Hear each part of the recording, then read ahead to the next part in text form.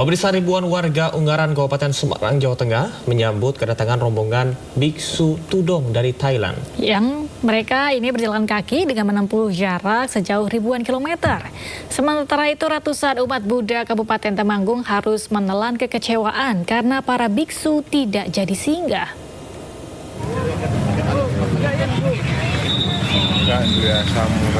Namo Buddhaya. Menempuh jarak ribuan kilometer dengan berjalan kaki dari negara asal di Thailand, rombongan Biksu Tudong akhirnya tiba di Ungaran, Kabupaten Semarang, Jawa Tengah.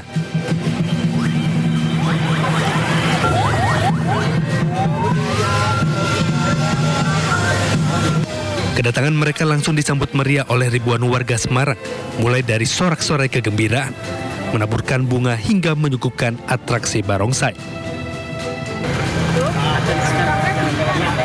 Sebelumnya ratusan umat Buddha di Kabupaten Temanggung, Jawa Tengah harus kecewa karena para biku tidak jadi mampir untuk singgah pada Jumat kemarin. Puluhan biku ini urung jalan kaki dan naik kendaraan menuju Magelang. Diduga karena kondisi cuaca panas dan faktor fisik membuat para biku ini naik kendaraan. Umat Buddha pun hanya bisa menyambut di pinggir jalan saat para biku melintas. Padahal sejumlah persiapan telah dilakukan, seperti jamuan makanan serta bekal untuk para biku yang singgah.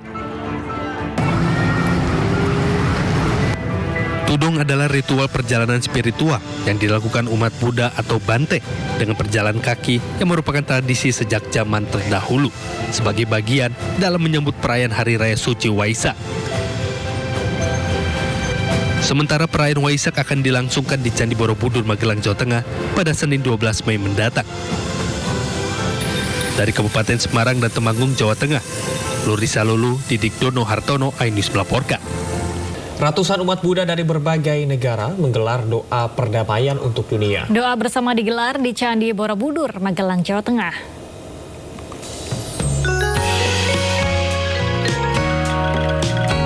Ratusan umat Buddha dari berbagai negara khusyuk berdoa saat acara doa bersama untuk perdamaian dunia Nyingma Monlam Chenmo jelang perayaan Trisuci Waisak. Umat Buddha doa bersama di lapangan Aksobia, Kompleks Candi Borobudur, Jumat kemarin. Doa bersama ini diikuti 600 lebih umat Buddha yang berasal dari berbagai negara. Mereka memanjatkan doa dan aspirasi untuk perdamaian dunia serta kesejahteraan dunia dan Indonesia. Ini adalah doa aspirasi untuk perdamaian dunia dan kesejahteraan dunia, untuk perdamaian Negara Kesatuan Republik Indonesia dan kesejahteraan Negara Kesatuan Republik Indonesia. Ini adalah doa aspirasi tahun ketiga yang kami lakukan. Dipilihnya Candi Borobudur untuk acara doa bersama ini karena dianggap sebagai salah satu lokasi suci bagi umat Buddha. Nyingma Monlam Chenmo merupakan salah satu rangkaian kegiatan dalam perayaan Waisak. Puncak perayaan Waisak akan berlangsung pada 12 Mei di Candi Borobudur dengan tema Tingkatkan Pengendalian Diri dan Kebijaksanaan Mewujudkan Perdamaian Dunia. Dari Magelang, Jawa Tengah, Puji Hartono, iNews melaporkan. Ya, Galuh dan juga pemirsa, ini masih terkait dengan libur panjang Waisak.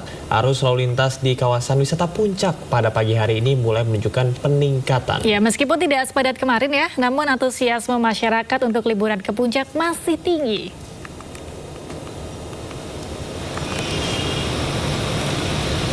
Ya, sejak kemarin lalu lintas di kawasan Simpang Gadok Ciawi, Bogor, Jawa Barat padat dan masih terpantau hingga pagi ini dibandingkan kemarin. Arus lalu lintas di kawasan ini relatif lebih lancar. Belum ada ketersendatan menjelang Simpang Gadok maupun yang mengarah ke Puncak. Puncak kepadatan wisatawan yang liburan ke kawasan ini diperkirakan sudah terjadi kemarin sehingga hari ini relatif lebih longgar. Meski demikian, pihak kepolisian tetap menyiapkan sejumlah rekayasa lalu lintas untuk mengantisipasi kemacetan di kawasan Puncak Bogor.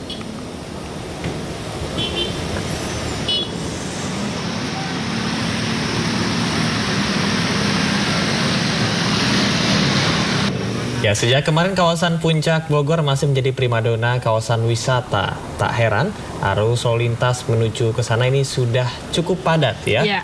Dan untuk pemirsa yang hari ini akan berniat liburan di kawasan Puncak Bogor, kita akan simak dulu pantauan arus lalu lintas terkini. Sudah ada rekan Jessica Winoto yang sudah ada di sana. Ya, Jessica, bagaimana situasi di Simpang Gadok saat ini? Apakah masih padat atau seperti apa?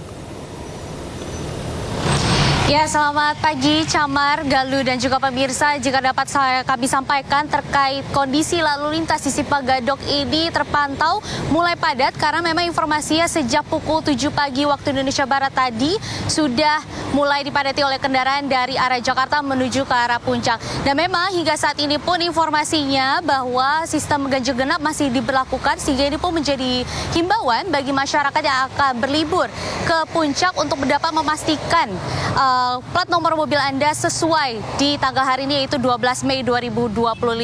Walaupun memang dapat kami sampaikan juga, kami juga melihat ada beberapa mobil yang masih menggunakan plat nomor mobil yang tidak sesuai, tetapi di mengarah ke Puncak itu sudah ada petugas lalu lintas pun jikalau sudah sesuai nomor plat mobilnya dapat melanjutkan perjalanannya, tetapi bila plat nomor mobilnya adalah ganjil, dapat diputar balikan dan melewati jalan alternatif lainnya. Lalu juga Galuh, Camar dan juga pemirsa bahwa sistem ganjil genap ini hanya diberlakukan hingga pukul 9 pagi waktu Indonesia Barat nanti. Dan setelah itu akan diberlakukannya sistem one way dari arah Jakarta menuju ke Puncak hingga jam 1 siang waktu Indonesia Barat.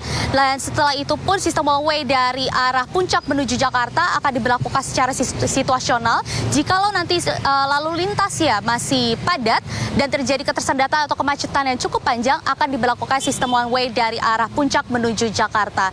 Dan memang kami akan tetap terus pantau kondisi terkini atau perkembangan lalu lintas di Simpang Gadok ini, apakah nanti semakin padat atau justru kebalikannya.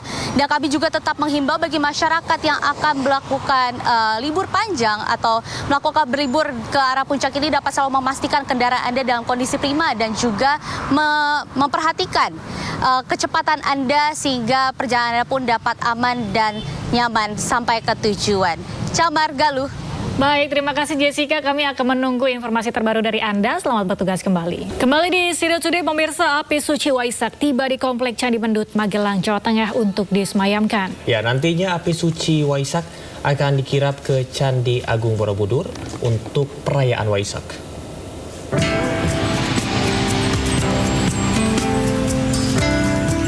Api suci Waisak yang sebelumnya dibawa dari Merapen tiba di Komplek Candi Mendut, Magelang, Jawa Tengah. Kedatangan api dharma ini langsung disambut oleh biksu, pengurus perwakilan umat Buddha Indonesia, dan sejumlah pimpinan majelis umat Buddha untuk disemayamkan dan didoakan di altar puja bakti. Seperti lilin jingga inilah selalu memancarkan cahaya. Usai prosesi di altar puja bakti, para biksu yang diikuti umat Buddha melakukan ritual pradaksina, yaitu berjalan mengelilingi Candi Mendut sebanyak 3 kali. Ritual ini dilakukan sambil membawa api dharma sebagai bentuk penghormatan kepada Sang Buddha. Bagi umat Buddha, api dharma merupakan simbol penerangan untuk kehidupan semua manusia di muka bumi. Kalau di Buddhism itu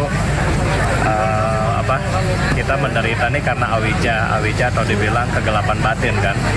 Tadi dengan Buddha diibaratkan dengan enlightenment beings atau orang yang tercerahkan. Jadi api di sini melambangkan orang yang tercerahkan ini.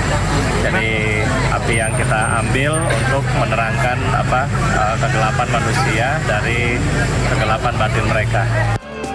Rencananya, api dharma ini akan dikirap ke Candi Agung Borobudur sebagai sarana puja bakti pada puncak perayaan detik-detik Waisak Senin malam. Dari Magelang, Jawa Tengah, Puji Hartono, iNews melaporkan. Dan pemirsa, untuk melihat perayaan Waisak di Wihara Dhamma Caka Jaya, kawasan Sunter, Jakarta Utara, kita sudah ada rekan Ismalia bersama juru kamera Muhammad Zulkarnain di sana. Ya, Ismalia, seperti apakah perayaan Waisak di sana? Ya, selamat siang, selamat pagi. Maksud kami Galuh, Camar dan juga pemirsa, saat ini atau hari ini merupakan hari Waisak yang akan dirayakan seluruh umat Buddha. Dan saat ini saya sudah berada di Wihara Dhamma Cakajaya di Jakarta Utara, yang dimana dari tadi kami memang sudah melihat adanya persiapan di wihara ini. Banyak umat Buddha yang memang sudah berdatangan untuk melakukan ibadah di Wihara Dhamma Cakajaya, dan di mana nantinya juga Camar, Galuh dan juga pemirsa, ini untuk tema di wihara ini sendiri, ini mengusung tema Waisak, kebijaksanaan dasar keluhuran bangsa, yang dimana ini merupakan aspek penting sebagai dasar kualitas batin yang pada akhirnya dapat mendorong munculnya peradaban dan keluhuran bangsa. Dan bisa dilihat juga di layar televisi Anda, ini banyak juga sekali umat Buddha yang sudah melakukan ibadah, ini sudah melakukan meditasi, dan juga para umat ini berdatangan dengan keluarganya. Dan juga nantinya sebagai informasi, untuk perayaan sendiri akan dimulai pada pukul 9 yang ditandai dengan dibunyikannya genta dan tambur, dan nanti sekaligus menandakan mulainya acara ini dengan masuknya Bhikkhu Sangha ke tempat upacara berlangsung. Dan setelah itu nanti akan dilanjutkan dengan penyalaan lilin dan dupa oleh Bhikkhu Sangha serta pembacaan sabda-sabda Sang Buddha. Dan juga nanti untuk ceramah di Wihara Dhamma Caka sendiri ini akan dipimpin oleh Bhikkhu Ratanadiro, dan nantinya umat akan melakukan meditasi yang dipimpin oleh Bhikkhu Sangha serta nanti ada pembacaan doa penutup. Dan juga sebagai informasi, ini untuk di Wihara Dhamma Caka sendiri sudah melakukan persiapan sebulan sebelumnya, dan persiapan tersebut diantaranya ada juga kelas Dhamma atau melakukan pendalaman Dhamma, ada juga meditasi, dan juga melakukan bakti sosial ke wihara-wihara lainnya. Dan Camar, Galuh dan juga pemirsa, ini bisa juga dilihat untuk keadaan atau situasi di tempat kami melaporkan ini memang ramai sekali, karena memang ini merupakan wihara yang cukup besar dan biasanya akan didatangi sekitar 6.000 umat Buddha yang akan melakukan Hari Raya Waisak. Dan untuk kepanitiaannya sendiri ini nanti akan ada sekitar 260 orang. Dan saat ini kami masih menunggu dilakukannya pelaksanaan atau dimulainya pelaksanaan Hari Raya Waisak di wihara tempat kami melaporkan. Kembali ke Anda. Ya baik, terima kasih. Sudah ada rekan Ismailia Medasari yang melaporkan untuk situasi dan kondisi mengenai perayaan Waisak di sana. Selamat bertugas kembali. Kita beralih ke informasi lain, pemirsa. Kericuhan terjadi usai pertandingan antara Madura United dengan tamu Borneo FC. Ya, bahkan insiden yang terjadi usai laga ini juga berujung pemukulan oleh aparat keamanan terhadap salah seorang ofisial tim tuan rumah.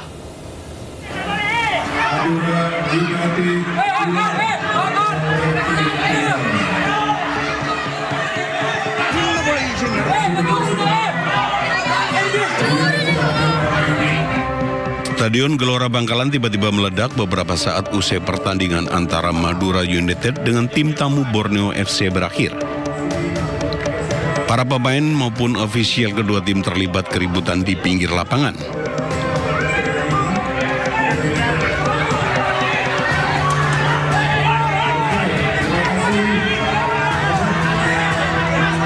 Insiden bermula saat wasit meniupkan peluit panjang tanda pertandingan usai dengan skor 2-3 untuk kemenangan Borneo FC.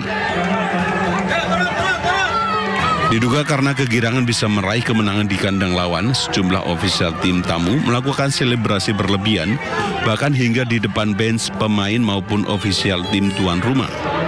Selebrasi kemenangan provokatif inilah yang kemudian memantik emosi sebagian ofisial Madura United. Kondisi chaos pun langsung terjadi antara kedua tim. Aparat keamanan dan perangkat pertandingan pun berusaha meredam situasi panas kedua pihak. Meski sempat mereda, insiden kembali terjadi di lorong stadion menuju ruang ganti pemain. Hal ini setelah terjadi pemukulan oleh salah satu anggota petugas keamanan terhadap salah seorang ofisial tim tuan rumah.